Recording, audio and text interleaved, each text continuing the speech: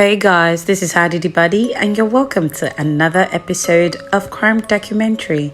On today's episode, we're going to be talking about a man named Stephen Pladl. Stephen was married to Alisa Garcia when she was just 15 years old. At 17, she gave birth to a girl named Denise. At 8 months, the couple gave Denise up for adoption. Her name was then changed from Denise to Katie by her adoptive parents. Stephen and Alisa had 2 more girls after a few years. Stephen had a very bad temper from destroying things in the house and punching holes in the walls, and he didn't even have a stable job. Alisa took care of the home and was always walking on eggshells.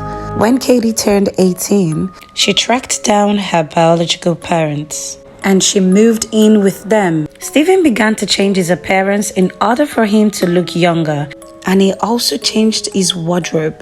This graduated to Stephen sleeping on the floor in Katie's room. Alisa confronted him about this, but he fought with her instead of giving her a concrete response. Months after, Alisa moved out of the house and filed for divorce and split custody of the 2 girls while Katie stayed with her father. Unknown to Alisa, Katie and her father, Stephen, had started a relationship even before she left the house. They continued this relationship until one day, Alisa came across a journal written by one of her daughters. In this journal, she lamented about the relationship her father and her sister were having, insisting that her father was a demon and he belonged in hell. Alisa immediately called Stephen and he told Alisa that they were in love. Alisa called the police, but nothing was done. They continued their relationship and eventually got married. Katie's adoptive parents attended the wedding. Stephen's mother too was in attendance. At this point, Katie was already pregnant. Katie gave birth to a boy, but the joy was short-lived because the couple was arrested 4 months later. They were charged with incest. Stephen posted bail and was asked not to contact Katie at all. Katie was also released but into the hands of her adoptive parents.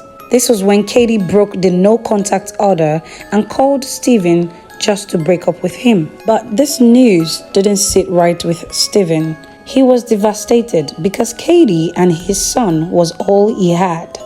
April 11, 2018, Stephen went to his mother's house to pick up his son.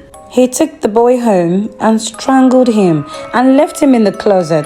He then drove all night to go confront Katie. He got to the house in the morning and waited outside her home.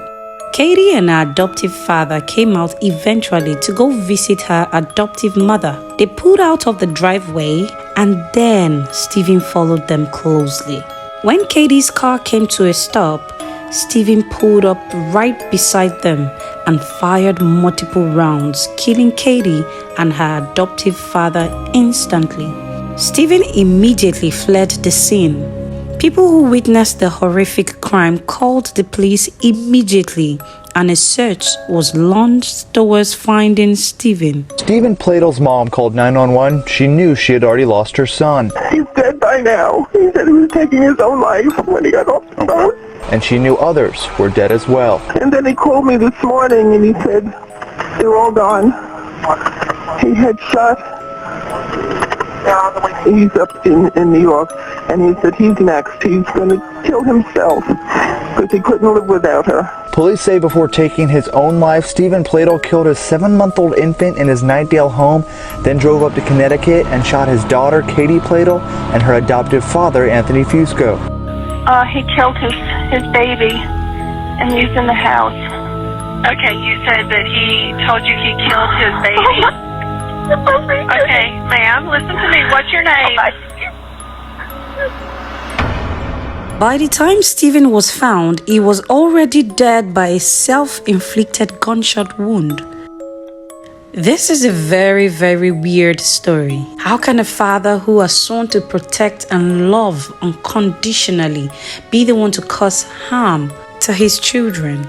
So that's the story of Stephen Pladl. Follow me for more stories on Crime Documentary. This is Hadi Buddy. Bye.